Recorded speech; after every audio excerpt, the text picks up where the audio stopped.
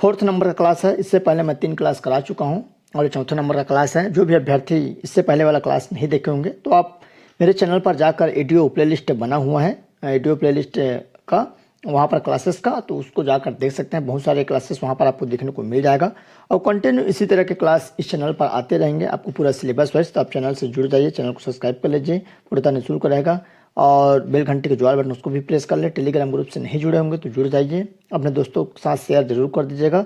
साथ ही साथ वीडियो अच्छा लगे तो लाइक करना ना भूलिए। तो चलिए जल्दी से यहाँ पर क्लास स्टार्ट करते हैं जो कि ग्रामीण योजना से संबंधित है। तो यहाँ पर पहला नंबर का क्वेश्चन है, मनरेगा ग्रामीण क्षेत्रों में गरीबी उन्मूलन के लिए एक प्रभावी योजना है। ये कथन है। जो ए है उसके बाद आर है। मनरेगा के अंतर्गत ग्रामीण क्षेत्रों में हर घर को एक सुनिश्चित रोजगार का अधिकार प्राप्त है।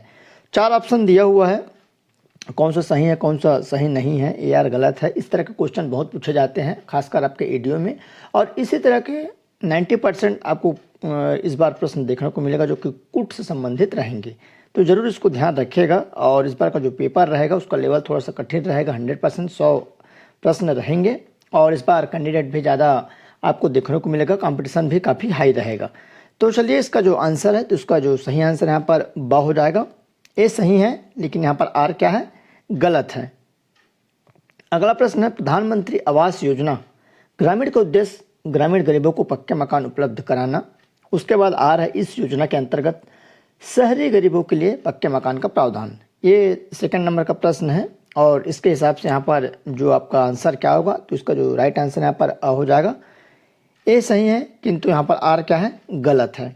अगला क्वेश्चन है, लगभग आपको मैं 30 क्वेश्चन कराऊंगा, जितने भी यहाँ पर क्लास आएंगे लगभग 30 के पैनल में आपको देखने को मिलेगा। उसके बाद यहाँ पर देख सकते हैं, निम्नलिखित कथनों पर विचार करें। तो यहाँ पर 4 कथन दिया हुआ है। मनरेगा योजना का उद्देश्य ग्रामीण क्षेत्रों में रोजगार सृजन करना, PMAY के तहत सभी ग्रामीण परिवारों को मुफ्त आवास देना, PM किसान योजना छोटे और सीमांत किसानों के लिए वित्तीय सहायता प्रदान करती है, DDU-GKY योजना के तहत ग्रामीण युवाओं को कौशल विकास प्रशिक्षण दिया जाता है। तो ये 4 कथन है, इस पर विचार करना है कौन सा यहाँ पर सही है। तो चलिए इसको देख लेते हैं, इसका जो राइट आंसर। तो यहाँ पर 3 का यहाँ पर क्या हो जाएगा, आपका ब हो जाएगा, ब वाला। तो केवल 1, 3 और 4, तो यहाँ पर देख सकते हैं 1, 3, 4 ये सही है। तो ऐसा वाला यहाँ पर ब वाला ऑप्शन सही हो जाएगा। नेक्स्ट क्वेश्चन है 4थे नंबर का, तो मास्टर रोल का निर्माण कहाँ किया जाता है। तो जो मास्टर रोल होता है उसको कहाँ पर भरा जाता है, तो एक रजिस्टर जैसा होता है। तो यहाँ पर कार्यस्थल पर, ग्राम पंचायत भवन पर, डाकघर में, जनपद पंचायत भवन में। तो इसका राइट आंसर यहाँ पर क्या हो जाएगा, अ हो जाएगा। कार्यस्थल में मास्टर रोल नाम का जो रजिस्टर होता है, कापी होता है, उसको यहाँ पर भरा जाता है। तो इसका सही आंसर यहाँ पर 1 हो जाएगा। अगला प्रश्न है 5वां नंबर, भारत में बैंकों के राष्ट्रीयकरण का उद्देश्य क्या है। तो पहला है समाजवादी राज्य की स्थापना, दूसरा है पिछड़े वर्गों का विकास, तीसरा है आर्थिक विकेंद्रीकरण, चौथा है आर्थिक केंद्रीकरण।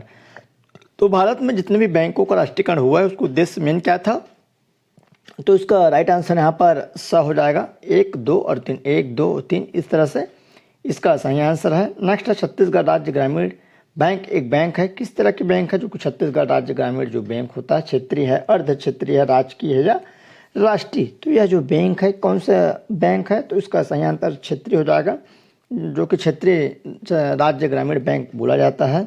अगला क्वेश्चन है, निम्नलिखित योजनाओं को उनके कार्यान्वयन से मिलान करना है। तो स्कीम है सामाजिक अंकेक्षण, प्रधानमंत्री सड़क योजना है, राष्ट्रीय स्वास्थ्य मिशन है, स्वच्छ भारत मिशन। तो इस तरह से यहाँ पर जो ये योजना को मिलान करना है, स्कीम 1 से स्कीम 2 लिस्ट 2 में।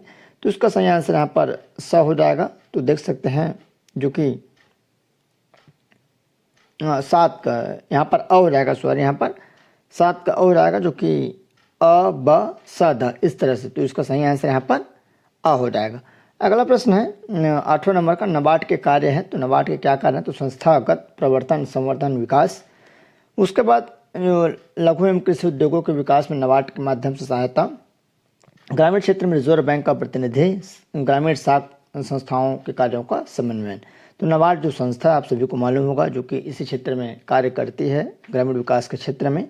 तो इसका सही आंसर यहाँ पर द हो जाएगा। 1, 2, 3, 4 सभी यहाँ पर सही। इन सभी को आपको याद रखना है कि नाबार्ड का क्या क्या कार्य है, कुट में ही क्वेश्चन इस बार पूछे जाएंगे। अगला है, वाणिज्यिक बैंक कृषि गतिविधियों के लिए कौन से ऋण प्रदान करता है। जो वाणिज्यिक बैंक होता है कृषि के तहत, गतिविधियों जो होती है तो कौन सा ऋण प्रदान करता है, तो अल्पकालीन, मध्यकालीन और वह दोनों दीर्घकालीन।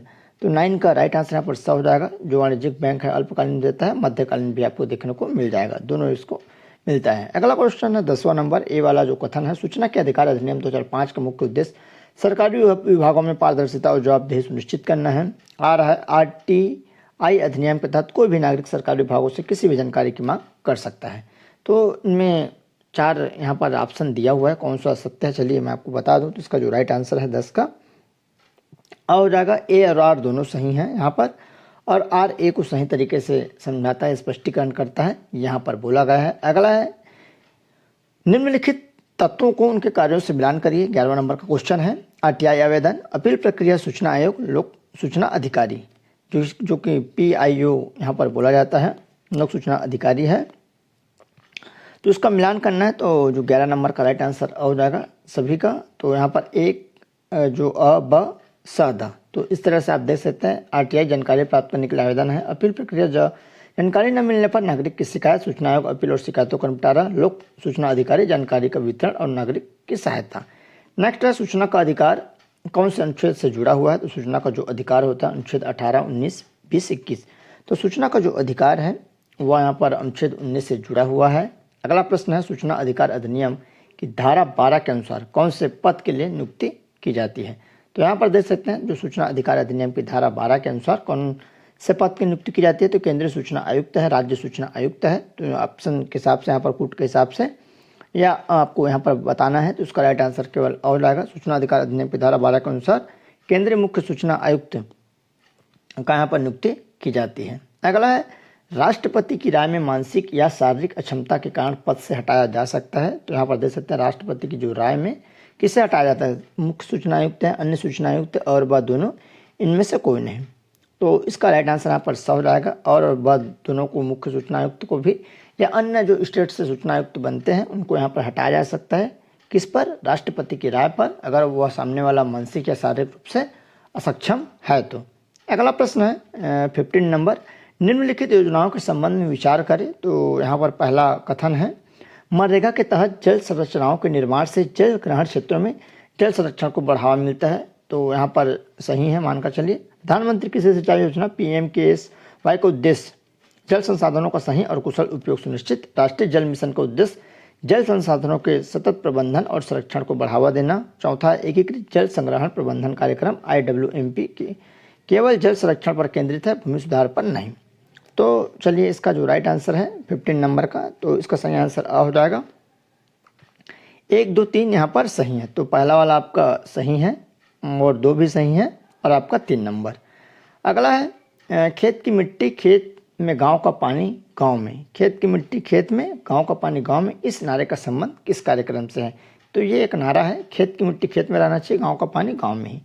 तो समेकित बंजर भूमि विकास कार्यक्रम, सूखा संभावित क्षेत्र कार्यक्रम, मरुस्थल विकास कार्यक्रम, एकीकृत जल ग्रहण क्षेत्र प्रबंधन कार्यक्रम। तो यहाँ पर देख सकते हैं नाम से समझ में आ रहा है कि खेत की मिट्टी खेत में, गांव की मिट्टी गांव में, तो जो एकीकृत जल संग्रहण क्षेत्र प्रबंधन कार्यक्रम, तो द वाला इसका राइट आंसर हो जाएगा।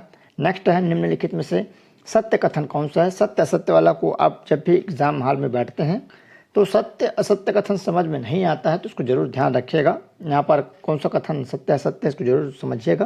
पृथ्वी के 2/3 भाग पर जल है, 1/3 भाग पर धरातलीय स्वरूप उपलब्ध है, कुल उपलब्ध जल का 97% हिस्सा समुद्र में है।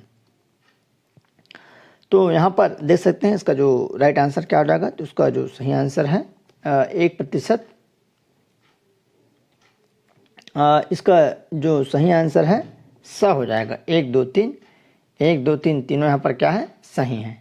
अगला प्रश्न है लगभग कितने प्रतिशत जल को प्रकृति में संचरित हो रहा है मानव के काम आ रहा है। तो यहाँ पर आप सभी को मालूम होगा लगभग कितने जो प्रतिशत है जो प्रकृति में है, संचारित है या चल रहे हैं, जिसको मानव के लिए काम में आता है। तो इसका सही आंसर यहाँ पर 1% हो जाएगा। 1% जो जल है, 1% लगभग ये यहाँ पर उपयोग में आ रहा है, जो कि पीने लायक है। अगला है जल ग्रहण प्रबंधन की आवश्यकता क्यों है। तो वनों के सिंचाई के लिए जल संकट की संभावना को कम करने के लिए जल ग्रहण प्रबंधन की आवश्यकता है। तो इसका जो राइट आंसर क्या हो जाएगा। तो उसका जो सही आंसर है 19 नंबर का, तो यहाँ पर केवल 2 हो जाएगा। जल संकट की संभावना को कम करना जल ग्रहण प्रबंधन की आवश्यकता है।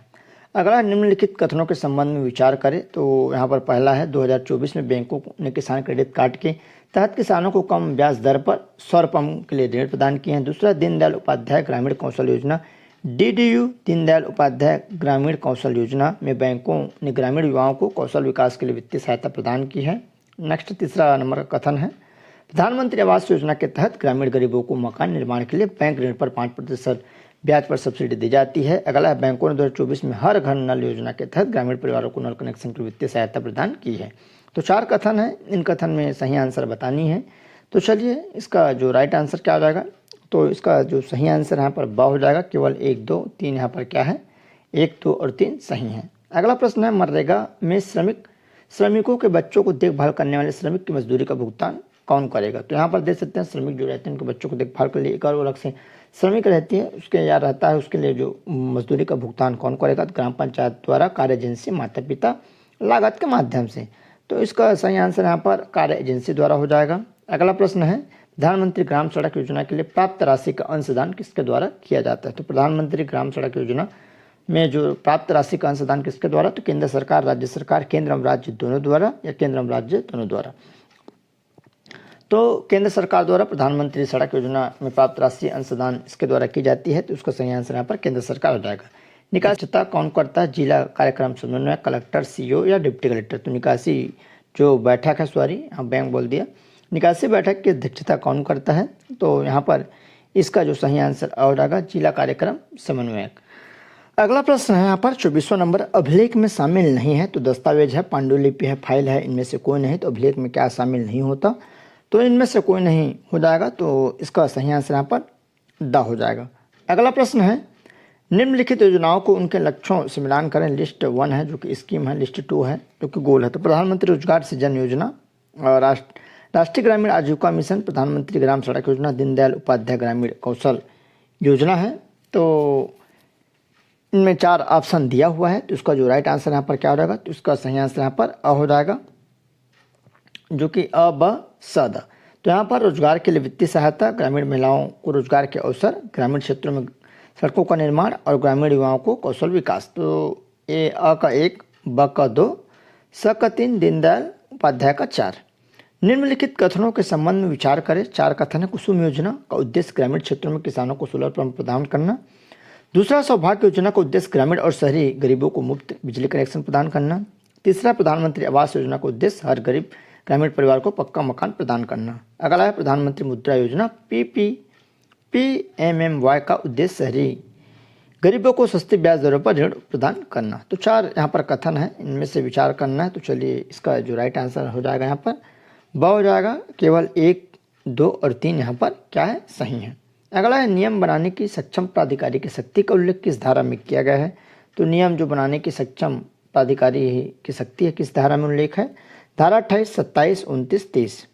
तो इसका सही आंसर यहाँ पर क्या हो जाएगा, तो धारा 28 हो जाएगा। अगला प्रश्न है मुख्य सूचना आयुक्त के वेतन एवं भत्ते किसके समान होते हैं। तो मुख्य जो सूचना आयुक्त के वेतन एवं भत्ते, तो सुप्रीम कोर्ट के मुख्य न्यायाधीश के समान, उच्च न्यायालय के मुख्य न्यायाधीश के समान या मुख्य निर्वाचन आयुक्त के समान तय नहीं है, राष्ट्रपति पर निर्भर करते हैं। तो इसका सही आंसर यहाँ पर मुख्य निर्वाचन आयुक्त के समान रहता है। अगला प्रश्न है केंद्रीय सूचना आयोग किस मंत्रालय के अंतर्गत आता है। तो जो केंद्रीय सूचना आयोग है कौन सा मंत्रालय, तो कार्मिक मंत्रालय, गृह मंत्रालय, प्रधानमंत्री कार्यालय या कानून मंत्रालय। तो इसका राइट आंसर यहाँ पर, तो इसका जो सही आंसर है स हो जाएगा। प्रधानमंत्री कार्यालय के अंतर्गत केंद्रीय सूचना आयोग आता है। अगला है यहाँ पर वाणिज्यिक बैंक किस कार्य के लिए मध्यकालीन ऋण देता है। तो जो वाणिज्यिक बैंक होता है यहाँ पर किस कार्य के लिए ऋण देता है, तो पंप सेट, ट्यूबवेल, कृषि मशीनरी या ट्रैक्टर। तो इसका सही आंसर यहाँ पर द हो जाएगा। पंप सेट है आपका, ट्यूबवेल है, कृषि मशीनरी, ट्रैक्टर, सभी के लिए वाणिज्यिक बैंक इस कार्य के लिए यहाँ पर मध्यकालीन के लिए ऋण देता है। तो इस तरह लगभग आपके 30 क्वेश्चन कंटिन्यू चैनल में जुड़े रहिए, चैनल को सब्सक्राइब करके रखे रहिए। वीडियो अच्छा लगे तो शेयर कर दीजिएगा, साथ ही साथ बेल घंटे के ज्वार बटन उसको भी प्रेस करके रखे रहिए। कंटिन्यू क्लास आते रहेगा, कुछ भी डाउट्स रहता तो आप कमेंट करिएगा। और यहाँ पर आपका जून में लगभग 15 जून के आसपास आपका एग्ज़ाम है एडीओ का, और जो फॉर्म है मान कर चलिए अगले महीने आपको देखने को लगभग मिल सकता है, अप्रैल मई में, अप्रैल में लगभग संभावित है। तो उस हिसाब से आप कंटिन्यू तैयारी करते रहिए। और बहुत ही अच्छा पद है, लगभग 200 के आसपास पद है, तो उसके हिसाब से इस बार थोड़ा सा कंपटीशन जो हावी रहेगा। तो चलिए दोस्तों, धन्यवाद।